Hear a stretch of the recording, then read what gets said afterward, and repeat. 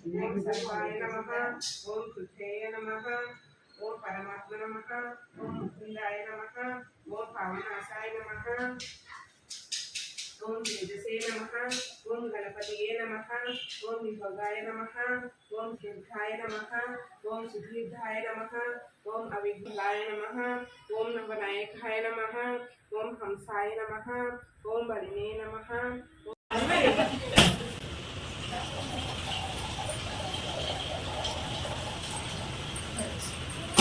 Hi hello అందరికీ, this is Binnu and Ram. నా channel ఎవరైనా కొత్తగా చూస్తూ ఉంటే ప్లీజ్ లైక్ చేసి సబ్స్క్రైబ్ చేసుకోండి.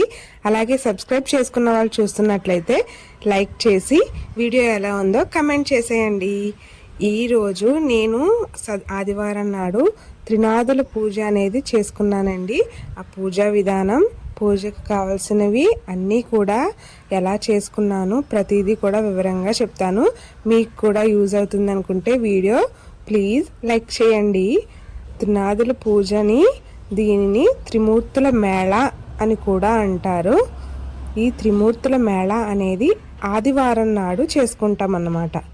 ఈ ఆదివారం నాడు ఈ త్రిమూర్తుల మేళాని చేసుకుంటాం. మేళాలు అనేవి మనం 1 కానీ 3 కానీ 5 కానీ మనం ఓపిక, మనం ఎన్ని రోజులు చేసుకోగలిగితే అన్ని రోజులు అన్ని మేళాలు సమర్పించుకుంటామని ఆదివారం నాడు ఉదయం త్రినాదుల వారికి నమస్కరించుకొని సాయంత్రం తొలి సంధ్య వేళల్లో 6 గంటలకి ఈ పూజ అనేది మొదలు పెట్టుకొని చేసుకోవాలి. ఇంట్లో ఉన్న వాటితోనే చాలా తక్కువగా మంచిగా ఈ పూజను అనేది చేసుకోవచ్చండి. ఈ పూజ కోసం ప్రత్యేకంగా నైవేద్యాలు అటువంటి అవసరం లేదంటే మనం ఓపిక చేసుకోవచ్చు. కానీ ముఖ్యంగా కావాల్సింది ఆకు, చెక్క, అరటిపళ్ళు, సలివిడి, వడపప్పు, అలానే అటుకులు, బెల్లం ముక్క, అంతే. ఈ ప్రసాదాలు అయితే మాత్రం కంపల్సరీ పెట్టుకోవాలి. మిగిలిన ప్రసాదాలు ఏదైనా చేసుకోవాలంటే అది మన ఓపిక. కంపల్సరీ ఆకు, చెక్క, అటుకులు, సలివిడి, వడపప్పు అనేది కంపల్సరీగా ఉండాలి. ముందుగా ఒక పీటను మంచిగా అమర్చుకొని మనం కలశాలు అయితే ఏర్పాటు చేసుకోవాలండి. ముగ్గురికి, త్రినాథ స్వామి ముగ్గురికి కూడా 3 కలశాలు పెట్టుకొని దాని మీద కొబ్బరికాయ అది పెట్టుకొని మనం పూజలు చేసుకుంటాం కదా, అలానే ముందుగా కలశాలు ఏర్పాటు చేసుకోవాలి. ఎడమ వైపుగా ముందుగా వినాయకుడిని అమర్చుకొని వినాయకుడికి పూజ చేసుకున్నాక త్రినాథుల వారికి ముగ్గురికి కూడా దీపం వెలిగించుకొని త్రినాదుల వ్రత కథ పుస్తకం అనేది ఉంటుందండి. ఆ వ్రత కథ అనేది పూర్తిగా చదువుకోవాలి. అంతేనండి, పూజ పూర్తయినట్టే. ఇక్కడ ఒక చిన్న విషయం చెప్పడం మర్చిపోయాను.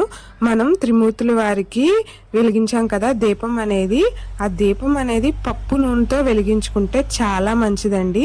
పప్పు నూనెతోనే వెలిగించాలి. వినాయకుడికి వెలిగించుకున్న దీపం అనేది మనం రోజు చేసే దీపారాజన నూనెతో చేసేసుకోవచ్చు. కానీ త్రిమూర్తుల వారికి వెలిగించిన దీపం అనేది పప్పు నూనెతో వెలిగించుకుంటే మంచిదండి. అంతే అనేది కార్తీక మాసంలోను మాఘమాసంలోను చేస్తారండి. మనకై నిజంగా కష్టం వచ్చినప్పుడు ఆ దేవుణ్ణే కదా తలుచుకుంటాము. అదే విధంగా మన కష్టాన్ని తీర్చమని కూడా దేవుణ్ణి అనేక రకాలుగా కొలుస్తాము. అలాంటి పూజల్లోనే ఈ త్రినాథ స్వామి పూజ కూడా ఒకటండి. పూజ పూర్తయిన తర్వాత నేను కొంతమందికి తాంబూలాలు కూడా ఇచ్చుకున్నానండి. మీకు కూడా అవకాశం ఉంటే అలా ముత్తైదువులకు తాంబూలాలు ఇచ్చుకోండి, ఇంకా చాలా మంచిది. నేను ఇప్పటికీ ఇది 3వ సంవత్సరము ప్రతి మాఘమాసంలోనూ చేస్తున్నాను. నా కష్టం అయితే తీరింది. మీరు కూడా గట్టిగా నమ్మి చేయండి, ఖచ్చితంగా మీ కష్టం కూడా తీరుతుంది. ఈ వీడియో మీకు యూజ్ అయి ఉంటుంది అని అనుకుంటున్నాను. మీకు కనుక నచ్చినట్లయితే ప్లీజ్ లైక్ చేసి ఏదన్నా డౌట్ ఉంటే కమెంట్ చేయండి. అలాగే నా ఛానల్ని ఇంకా ఎవరైనా సబ్స్క్రైబ్ చేసుకోకపోతే ప్లీజ్ సబ్స్క్రైబ్ మై ఛానల్. పూజ చివరిలో దేవుడి యొక్క వ్రత కథా పుస్తకం కూడా పెట్టాను, అది కూడా చూడండి. Have a nice day.